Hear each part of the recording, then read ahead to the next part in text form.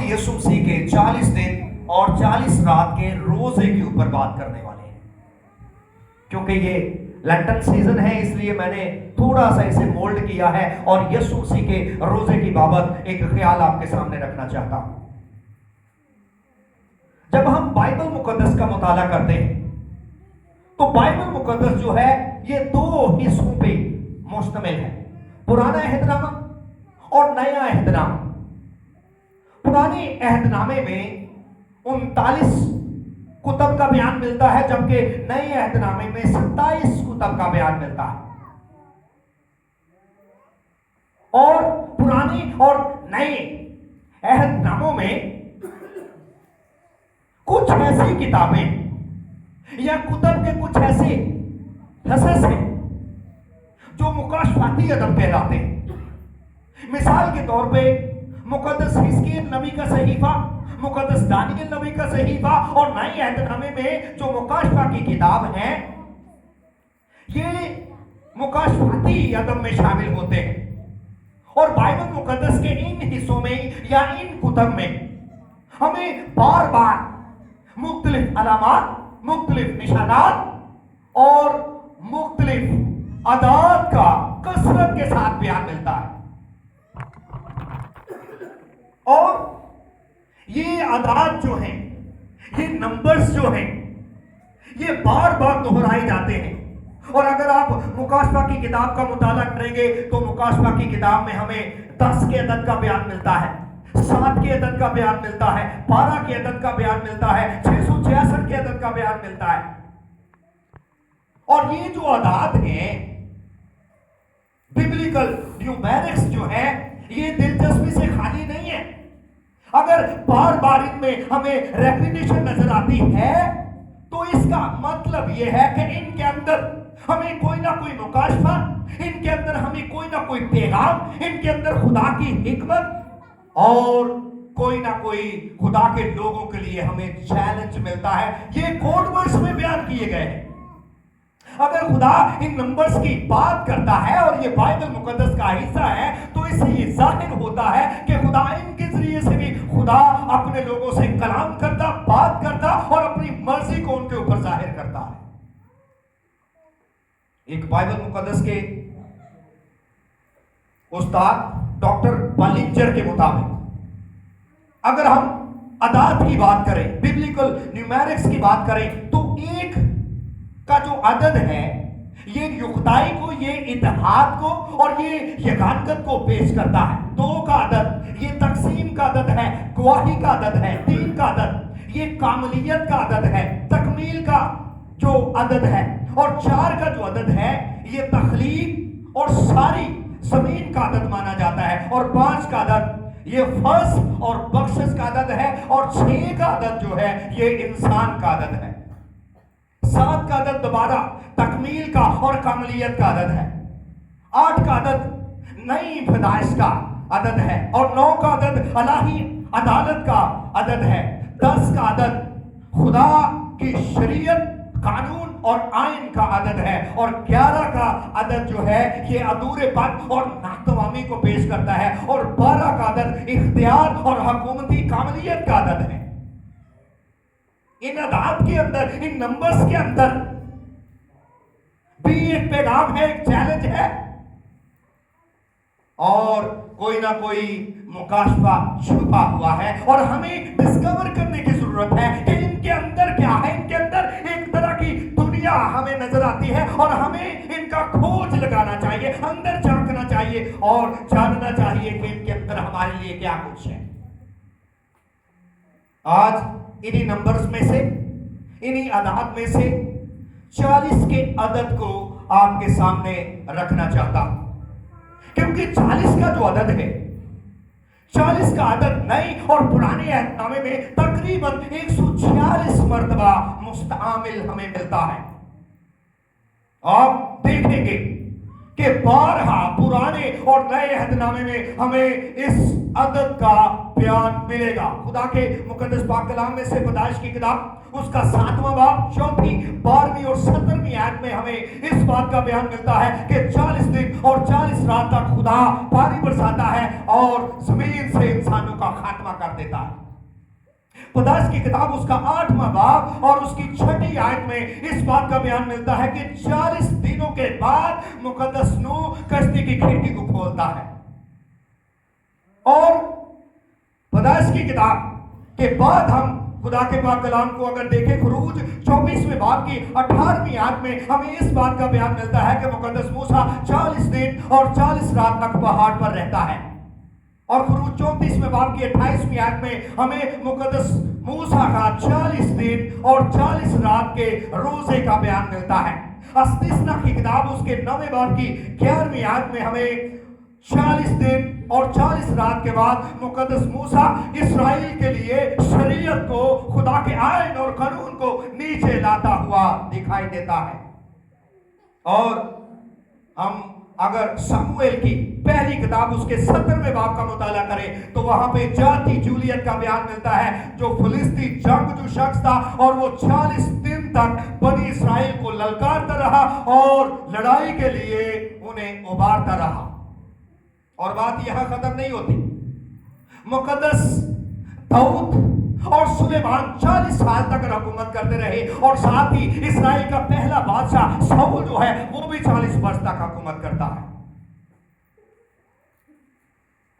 یونا کی کتاب اس کے 3 باب کی 4 آیت میں جب مقدس یونا نینوا شہر کے خلاف منادی کرتا ہے تو اس موقع پہ تو اس کتاب میں ایک ہی پیش گوئی ہے، اور وہ یہ تھی 40 روز کے بعد نینوا برباد کیا جائے گا۔ اور یہ سلسلہ مسلسل چلتا رہتا ہے، اور خداوند کا مقدس پاک کلام یہ بیان کرتا ہے نئے عہد نامے میں مسیح خداوند مردوں میں سے جی اٹھنے کے بعد 40 دن تک اپنے آپ کو اپنے شاگردوں کے اوپر ظاہر کرتا رہا ہے۔ اور جو پڑھا گیا متن ہے اس میں بھی ہم اس بات کو دیکھ سکتے ہیں کہ 40 دن اور 40 رات فاقہ کر کے آخر کو یسوع کو بھوک لگتی ہے۔ 40 کا عدد اگر اس کا کثرت سے بائبل مقدس میں بیان پایا جاتا ہے تو یقیناً اس کے اندر خدا کا ایک پیغام ہے۔ اور یاد رکھیے یہ 2 طرح سے استعمال ہوتے ہیں۔ ایک طرح سے ان کے اندر خدا کا پیغام ہے، مکاشفہ ہے، کوئی ان کے اندر انتباہ موجود ہے خدا کے لوگوں کے لیے، کوئی بید چھپا ہوا ہے، کوئی چیلنج چھپا ہوا ہے، کوئی حکمت کی بات ہے، اور ساتھ ہی یہ عام معنوں میں بھی استعمال ہوتے ہیں گنتی کے اعتبار سے۔ میں 3 باتوں کو آپ کے سامنے رکھنا چاہتا ہوں کلام کی روشنی میں۔ 40 کے عدد کی سمبولک سگنیفیکیشن کیا ہے، کہ what is the symbolic signification of number 40؟ اس کی اہمیت، اس کی روحانیت، اس کے معنی و مطالب علامتی اعتبار سے اگر دیکھا جائے، معنوی اعتبار سے اگر انہیں دیکھا جائے تو 40 کا عدد پہلی بار 40 کا عدد عدالت کو ظاہر کرتا ہے۔ It can represent judgment۔ یہ عدالت کا بیان کرتا ہوا بھی ہمیں دکھائی دیتا ہے، کیونکہ اس کے بعد ہمیں خدا کا غصہ، خدا کا قہر اور خدا کی عدالت نظر آتی ہے۔ اور ساتھ ہی ساتھ it stands for troubles and hardships۔ یہ دکھوں کی بات کرتا ہے، مصائب کی بات کرتا ہے، اظہار ثانیوں کی بات کرتا ہے، اور پریشانی کے جو حالات و واقعات ہیں ان کا بھی بیان کرتا ہے 40 کا عدد جو ہے۔ ہم ان باتوں کو کلام میں سے بھی دیکھ سکتے ہیں۔ پیدائش کی کتاب اس کے 7ویں باب کی 4، 12 اور 17 آیت میں خدا مقدس نوح سے کلام کرتا ہے اور اسے کہتا ہے کہ تو اپنے خاندان سمیت کشتی میں آ، کیونکہ میں 40 دن اور 40 رات زمین پر پانی برساؤں گا، اور جتنے جاندار ہیں ان کا صفایا کروں گا، اور جو لوگ اور جو چیزیں اور جو جاندار کشتی میں ہوں گے وہ بچ جائیں گے، باقی سارے فنا ہو جائیں گے۔ تو गुनाह की वजह से, नाफरमानी की वजह से, बगावत और बरगस्तगी की वजह से खुदा उस वक्त बनी नौ इंसान की अदालत करता है, उन्हें सजा देता है और पानी के साथ उनको बहा देता है, गर्क कर देता है। और यहाँ खुदा का गुस्सा है, खुदा का कहर नजर आता है और खुदा की अदालत है जो बनी नौ इंसान सामना करते हुए दिखाई देते हैं। और साथ ही गिनती की किताब उसके 14वें बाब की 33वीं और 34वीं आयत में हमें इस बात का बयान मिलता है कि बियाबानी अवारगी के जो 40 साल थे, उनमें बनी इस्राएल खुदा की बार बार आजमाइश करते हैं, बुड़बुड़ाते हैं, खुदा से शिकवे और शिकायत करते हैं और खुदा की पाकीज़गी को चैलेंज करते हैं और वो गुनाह करते हैं। तो इसी वजह से खुदा उनकी बगावत की वजह से वहां पे उन्हें सजा देता है और क्या कहता है, 40 वर्ष तक तुम्हारे लड़के अपनी जिनाकारियों का फल खाते रहेंगे और वो वहां पे बढ़ते रहे, अवारगी काटते रहे और उनमें कोई भी खालिद और यशवा के अलावा मुल्क किनान में ना जा सका, क्योंकि खुदा ने उन्हें सजा दी कि ये बयाबान में ही ढेर हो जाएंगे। और वहां पे खुदा उनके गुनाह की उन्हें सजा देता है कि वो चूंकि खुदा की मुखालफत करते हैं, इसलिए खुदा उन्हें मुल्क किनान में लेके नहीं गया। और यहां पे लिखा है कि वो अपनी जिनाकारियों का फल खाएंगे। अदालत है, खुदा का गुस्सा है, खुदा का कहर है जो हमें यहां पे नजर आता है। गिनती 32वें बाब की 13वीं आयत में भी हमें इसी तरह के हालात नजर आते हैं। और यूना की किताब उसके 3रे बाब की 4थी आयत में जब खुदा मुकद्दस यूना को मुकर्रर करता है कि वो नीनवा के खिलाफ जाके मुनादी करे, क्योंकि उनके गुनाह में शिद्दत पाई जाती है, उनका गुनाह और उनकी कसरत गुनाह की जो है वो खुदा तक पहुंच जाती है। तो कलाम में लिखा है उस मौके पे मुकद्दस यूना मुनादी करते हैं कि 40 रोज के बाद निनवा बर्बाद किया जाएगा। अदालत है, तो 40 का जो अदद है, इनमें हमें ये बात वाज़ेह होती हुई दिखाई देती है। ये अदालत को, ये मुश्किल हालातों, वाकयात को, ये परेशानी को, ये मसाइल को पेश करता है।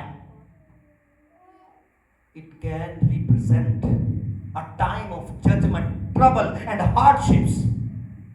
और ये बनी इस्राएल की जिंदगी में, ये नूह के दौर के लोगों की जिंदगी में और ये मुकद्दस यूना और उनकी मुनादी के दरमियान वाज़ेह होती हुई दिखाई देती है कि 40 का अदद अगर दोहराया जाता है तो वो अदालत के मानों में, वो मसाइब के मानों में, वो दुखों के मानों में, वो मुश्किलात के मानों में हमें दिखाई देता है। पहली बात, 40 का अदद अदालत को जाहिर करता है। और दूसरी बात, 40 का अदद आजमाइश और इम्तहान का अदद है।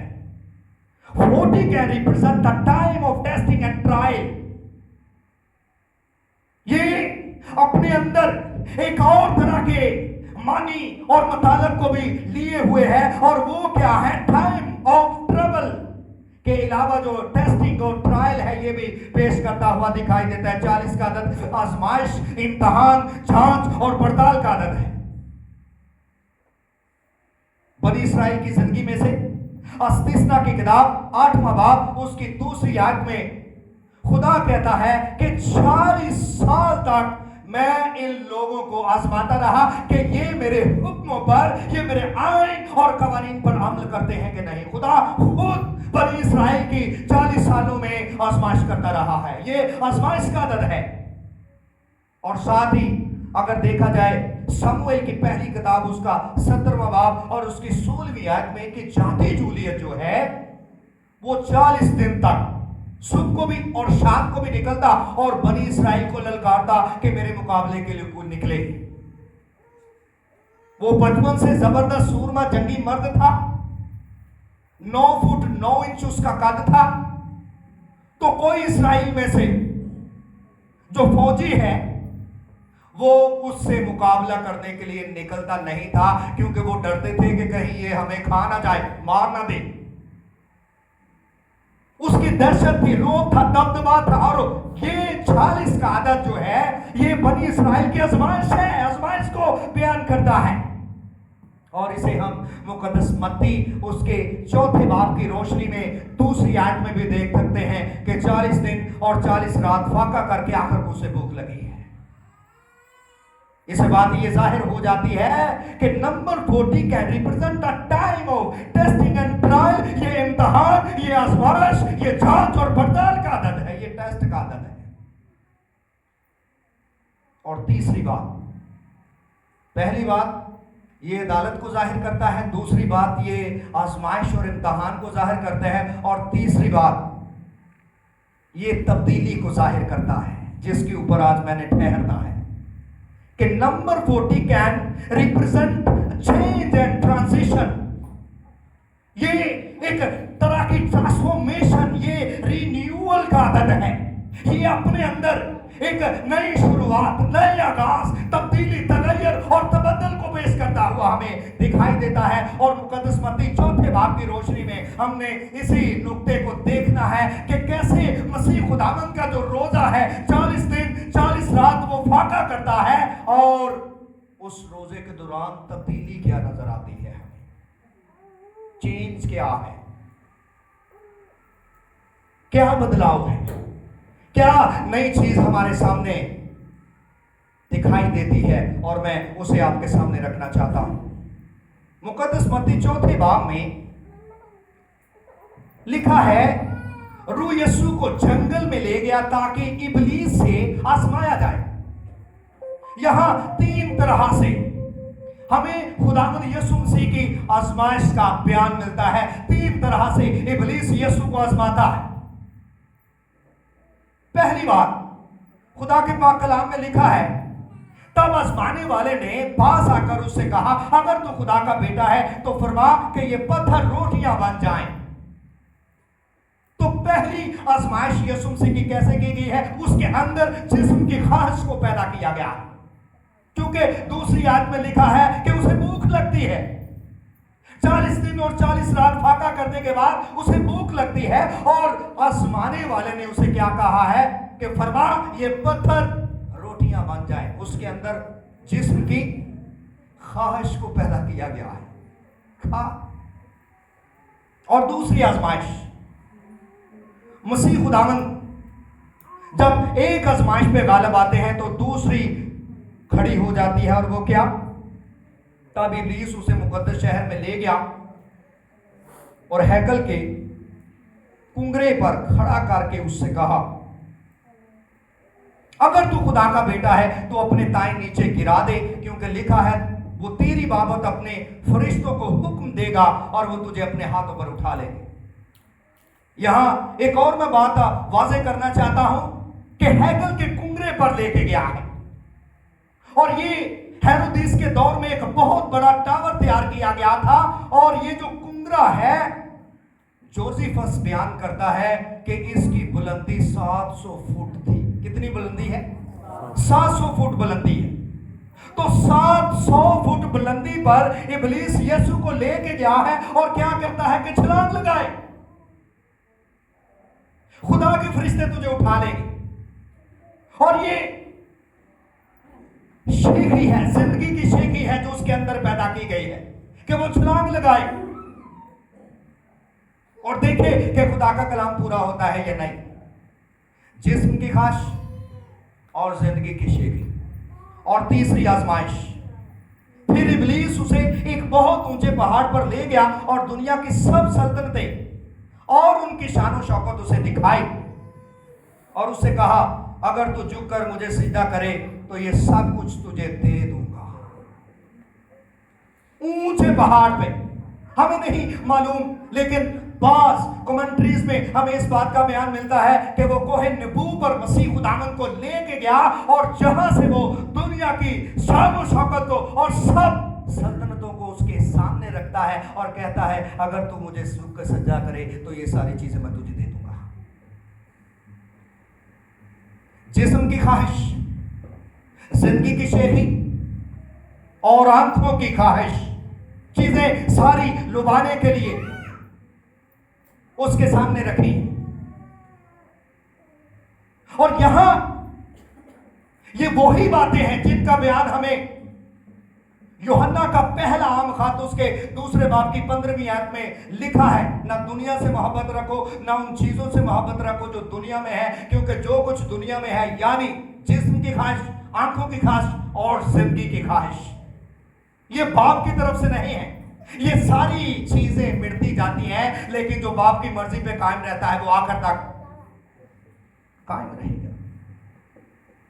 और ये तीन चीजें यीशु के अंदर पैदा की गई हैं, यानी मसीह खुदावंद को गुनाह के लिए तरगीब दे जा रही है। यहाँ पे इब्लीस उसे आजमा रहा है, बरगला रहा है और उसे गिराना चाहता है कि वो किसी तरह से उसकी बातों में आ जाए। मैं बात करना चाहूंगा तब्दीली की, कि जितना इब्लीस पुराना है उतना ही ज्यादा तजर्बाकार है, लेकिन वो अपने ट्रिक्स को नहीं भूलता, वो अपनी चालों को नहीं भूलता, वो अपने हथकंडों को मॉडर्न करके लोगों के सामने पेश करता है। यही बात अगर हम पैदाइश की किताब में देखें तो पैदाइश 3 बाब में हमने क्या पढ़ा है, वहां पे इब्लीस हवा के पास आता है और उसे वर्गलाता है, उसे तरगीब देता है कि वो खुदा के खिलाफ चले जाए, वो खुदा की मर्जी को रद्द करे, खुदा के कलाम को रद्द करे। और 3 बाब में खुदा उनका पाक कलाम ये बयान करता है, शाम कुल दश्ती जानवरों से जिनको खुदा ने बनाया था, चलाक था, और उसने औरत से कहा क्या वाकई खुदा ने कहा है कि बाग के किसी दरख्त का फल तुम ना खाना। औरत ने शाम से कहा बाग के दरख्तों का फल तो हम खाते हैं, पर जो दरख्त बाग के बीच में है उसके फल की बाबत खुदा ने कहा है कि तुम ना उसे खाना और ना छूना वरना मर जाओगी। पहले ही खुदा ने उन्हें इंतबा कर दिया है कि अगर वो फल खाएंगे तो मर जाएंगे।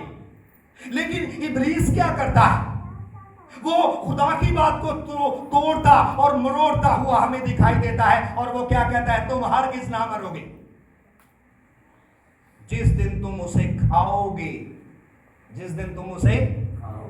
तो ये पहली ख्वाहिश उनके अंदर पैदा की है, और ये जिस्म की ख्वाहिश है कि वो फल को खाएं, उसे ले ले, कुछ भी नहीं होगा, हरगिज़ ना तुम मरोगे। ये जिस्म की ख्वाहिश है। और आंखों की ख्वाहिश, औरत ने जो देखा कि वो दरख्त खाने के लिए अच्छा और आंखों को खुशनुमा मालूम होता है और अक्ल बख्शने के लिए खूब है, खाने के लिए अच्छा, आंखों को खुशनुमा मालूम होता है। हमें नहीं पता कि वो कौन सा दरख्त था या वो कौन सा फल था। लोग इसकी करते हैं तशरीहात अपने लिहाज से, कुछ कहते हैं कि वो सेब था, कुछ कहते थे वो कनक थी, लेकिन एक बात वाज़ेह है, वो फॉरबिडन ट्री था, शजरे ममनुआ था, खुदा ने मना किया है। ये खुदा का भेद है कि वो दरख्त कौन सा है या वो फल कौन सा है। बात खुदा की फरमाबरदारी और नाफरमानी की है, जिसे समझना चाहिए। तो उनके अंदर ना सिर्फ जिस्म की ख्वाहिश को पैदा किया गया, आंखों की ख्वाहिश और जिंदगी की शेखी। लिखा है तुम खुदा की मानित, तुम खुदा की मानित बन जाओ, तुम्हारी आंखें खुल जाएं, तुम नेको बदों की पहचान में तरक्की करोगे। और ये तीनों चीजों में आदम और हवा गिरते हुए हमें दिखाई देते हैं। तीनों बातों, उन्होंने वो फल खा लिया जो जिस्म की ख्वाहिश को पैदा किया गया, वो आंखों की ख्वाहिश किया, आगे हमें गिरते हुए, मगलूब होते हुए दिखाई देते हैं। और जिंदगी की शेखी कि तुम खुदा की मानित हो जाओगे, नेको बद की पहचान में बढ़ते जाओगे। और वो जिंदगी की शेखी खुदा की मानत बनने के लिए भी तैयार हो जाते हैं। और आखिरकार क्या होता है, वो खुदा की शरीयत को, खुदा के आइन को क्या करते हैं, तोड़ देते हैं। और उनकी जिंदगी में फिर इसके नताइज हमें नजर आते हैं कि उन्हें बागे अदन से निकाल दिया जाता है और उनके ऊपर नताइज को मुकर्रर कर दिया जाता है कि सारी जिंदगी वो इनका सामना करेगा। तो नए अहदनामे में मुकद्दस पौलुस रसूल का करंथियों के नाम पहला खत اس کے 15वें बाब की 45वीं आयत में हमें इस बात का बयान मिलता है कि आदम को पहला आदमी कहा गया है, पहला आदमी यानी आदम, और यीशु को पिछला आदम कहा गया है। अब जो पहला आदमी है यानी आदम क्या करता है, वो इब्लीस के इन आजमाइशों का सामना नहीं कर पाता। वो आंखों की खास, वो जिस्म की खास और वो जिंदगी की शेखी के आगे क्या करता है, मगलूब हो जाता है, हथियार डाल लेता है, इब्लीस की बात मान लेता है। लेकिन यहाँ पे बयाबान में जब यीशु रोजा रखता है, जब यीशु रूह के ताबे होता है, जब यीशु खुदा के हुजूर 39 दिन तक दुआ करता रहा, दिन रात फाका करता रहा, तो खुदावंद का मुकद्दस पाक कलाम ये बयान करता है यही तीनों आजमाइशें उसके सामने रखी गई। जिस्म की ख्वाहिश, फरमा ये पत्थर रोटियां बन जाए। आंखों की ख्वाहिश कि सब तरह की शानो शौकत और सारी सल्तनतें उसके सामने उसने रख दी है पल भर में, और छलांग लगाए, ये जिंदगी की शेखी थी। और इन तीनों आजमाइशों के ऊपर मसीह खुदावन गालिब आया है कलाम से। यीशु मसीह कहता है, ये भी लिखा है कि वो उसकी बात को काटता है और उसके हथकंडों को, उसकी चालों को और उसके हरबों को क्या कर देता है, उस जगह के ऊपर नाकाम बना देता है, कुचल देता है, और आखिरकार क्या कहता है, ऐ शैतान दूर हो। और वो उन आजमाइशों के ऊपर क्या करता है, गलबा पाता है। जिन हरबों, चालों, हथकंडों के आगे आदम और उसके बाद उसकी नस्ल, चाहे कोई नबी है, चाहे कोई खुदा का खादम है, चाहे कोई बादशाह है, चाहे रुसला है, अंबिया है, वो इन आजमाइशों के आगे हमें हथियार डालते हुए, इन आजमाइशों के आगे मगलूब होते हुए, इन आजमाइशों से मार खाते हुए दिखाई देते हैं। लेकिन यीशु ने जब रोजा रखा है और वो बयाबान में है और 40 दिन और 40 रात तक वो उस जगह पे फाका करता है, तो खुदावंद का मुकद्दस पाक कलाम ये बयान करता है कि यही आजमाइशें उसके सामने आई हैं। तो एक तरह का चेंज हमें यहां पे नजर आता है। अब मसीह खुदावंद इब्लीस के साथ अलहाक नहीं करता, वो जो गुनाह के लिए उसे उबारता है, वो उस पे गालिब आता है, और वो आंखों की खास, जिस्म की खास और जिंदगी की शेखी के ऊपर गालिब आता है, और वहां पे इब्लीस को क्या करता है, मगलूब करता है, और वो वहां से भाग जाता है। ऐ शैतान दूर। ये चेंज है, ये है तब्दीली कि मसीह के रोजे से हमें नई तरह का एक आगाज मिलता है, एक रिन्यूअल का यहाँ पे बयान है, चेंज का बयान है, ट्रांसफॉर्मेशन का बयान है कि मसीह खुदा इब्लीस को मगलूब करता है, इब्लीस को छिद करता है, इब्लीस को यहाँ पे हराता है, शर्मिंदा करता है उसे। जो पहले आदम को गिराता है और उसे अदन से बाहर निकलवा देता है और उसे गुनाह पे उबारता है, गुनाह की तरगीब देता है और कामयाब हो जाता है। यीशु के रोजे में तो एक तरह की तब्दीली नजर आती है कि जब वो अपनी मिनिस्ट्री का आगाज करता है, जब वो बयाबान में जाता है, जब वो रोजा रखता है, तो जो आजमाइशें उसे आड़े हाथों लेती हैं, वो उन आजमाइशों को मगलूब करता है, उन पे गालिब आता है, उनसे मगलूब नहीं होता, उनके आगे हथियार नहीं डालता। तो इन दिनों जितने बिलीवर्स, जितने ईमानदार खुदा के बेटे और बेटियां 40 दिन तक रोजे की मश्क करेंगे, तो दूसरी बात तो दूसरे लोगों को पहले छोड़े, मेरा रोजा क्या मुझे चेंज करेगा? जो मैं रोजे की मश्क कर रहा हूं, दुआ कर रहा हूं, चर्च कर रहा हूं, क्या मेरा रोजा मुझे बदलेगा?